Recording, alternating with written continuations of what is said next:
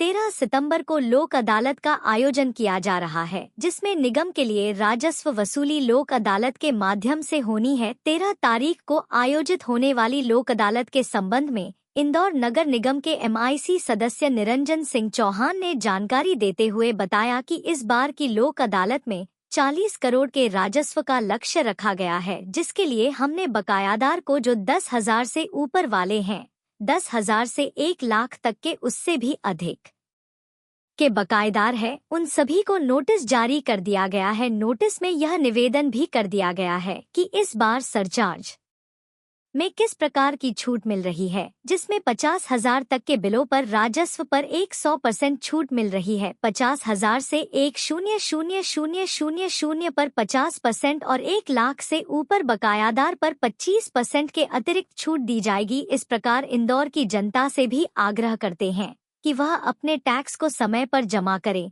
पिछली बार तकनीकी समस्या के चलते हम राजस्व में उतनी वृद्धि नहीं कर पाए थे, किंतु इस बार हमें उम्मीद है कि पिछले बार का और इस बार का राजस्व मिलकर 40 करोड़ से अधिक की आया नगर निगम को लोक अदालत के माध्यम से होगी।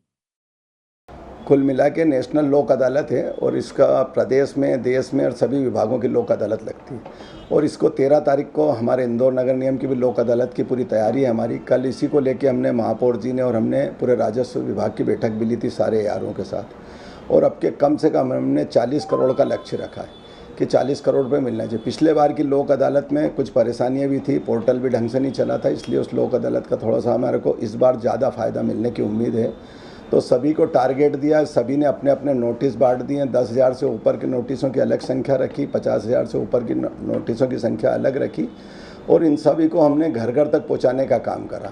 इसके अलावा हमारे भोपाल से ई नगर पालिका से भी सबको मैसेज का भी सिस्टम रखा हमने। कल से हमारे मैसेज चालू हो गए, सभी प्रत्येक नागरिक को चले जाते हैं। बाकी उसमें जिसको लोक अदालत का फ़ायदा मिलना, उसके बाद एक मैसेज और हमने चालू करा कि कम से कम उस लोक अदालत में कितनी छूट मिल रही है, ये भी हम हमारे उपभोक्ताओं को और हमारे करदाताओं को जानकारी दे रहे हैं। कुल मिला के छूट का हमारे यहाँ फिक्स है। 50,000 से जो नीचे का जितना भी वो रहता है उसमें 100% की छूट रहती है। 50,000 से जो ऊपर का रहता है उसमें 50% की छूट रहती है और 1 लाख से ऊपर जो रहता है उसमें 25% की छूट रहती है। पूरे 100% उससे ज़्यादा ही राजस्व आएगा, क्योंकि पिछले बार मैंने आपको बताया कि हमारी कुछ परेशानियों के कारण लोक अदालत का निर्णय मतलब कम रहा था, प्रचार भी कम हुआ था, कुछ समस्याएं आ गई थी। इस बार 100% हमारा जो 40 करोड़ का लक्ष्य है वो हम क्रॉस करेंगे। और हमने और भी इसके अलावा भी महापौर जी और हमने कल निर्देश दिए कि सभी यारों को बोला कि अपने अपने क्षेत्रों में कोई भी अगर जो कंज्यूमर हमारा उपभोक्ता है जो अगर रहवासी टैक्स भर रहा है और उसके वहाँ पर अगर कहीं कमर्शियल उपयोग हो रहा है तो उसकी भी जाँच करें। हमने कुछ वार्ड भी इंगित करके दिए, कुछ उनको बोला कि आप इन पे स्पेशल करें, एक पूरा वार्ड को 100% करें। वो हमारे सरकारी डिपार्टमेंटों की सूची रहती है, वो हमारा एक अलग विभाग है, उसमें अगर जो भी रहता है उनको सबको भी हम चिन्हित करते हैं और उनसे भी जो हमारा बकाया उसको लेते हैं। पिछली बार आईडी पर बहुत सारा बकाया था, क्या वो आ चुका है या इस बार आएगा? वो आईडी का कुछ हमारे अधिकारी और आईडी के अधिकारी बैठे थे, उसमें कोई समस्याएं हैं तो अभी निराकरण हुआ नहीं है। वो आगे हमारे बड़े लोग उसमें निराकरण, महापौर जी को भी उसमें बात करी थी, महापौर जी भी उसको देखेंगे, वो निराकरण जब होगा। जैसे कि आपने बताया था कि आपने जगह अलग अलग नोटिस जारी करे, 50,000 वालों को अलग, 1 लाख वालों को अलग।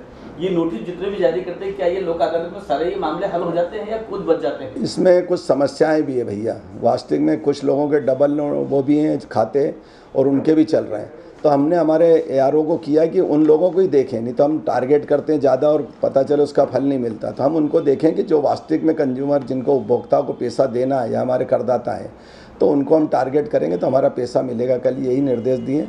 तो हमने जितने हैं उतने में से वास्तविक में बहुत सारे लोगों का ऐसा डबल खाते हैं, किसी के गलत हैं, किसी की शिकायत है, वो निराकरण करने का भी कल हमने बोला कि हमारे यहाँ जो ये फर्जी कई सारी ऐसी चलती है कि जिसका कोई निराकरण नहीं हो रहा, उपभोक्ता कहता है मेरा वहाँ पे स्पॉट पे इतना नहीं, आपने गलत लगा दिया, तो उन सबका निराकरण भी करने का बोला है। और जो वास्तविक में जिनसे लेना है, देनदार है, उनको हमने इंगित करने का बोला है। आप हमारे माध्यम से इंदौर की जनता को क्या कहना चाहिए?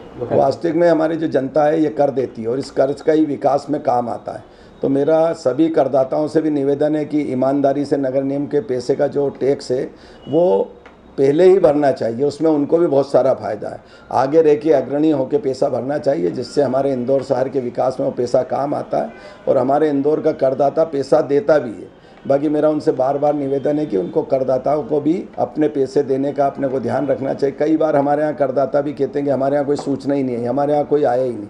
ये वास्तविक में हमारा खुद का भी कर्तव्य है और दायित्व है, तो हमको खुद को भी आगे, तो ये निवेदन मैं इंदौर शहर के सभी करदाताओं से निवेदन करूँगा कि अपना कर समय पर चुकाएं और नगर निगम का जो भी इसका फ़ायदा वो लें। आपका नाम? निरंजन सिंह चौहान, राजस्व समिति के प्रभारी। Thank you.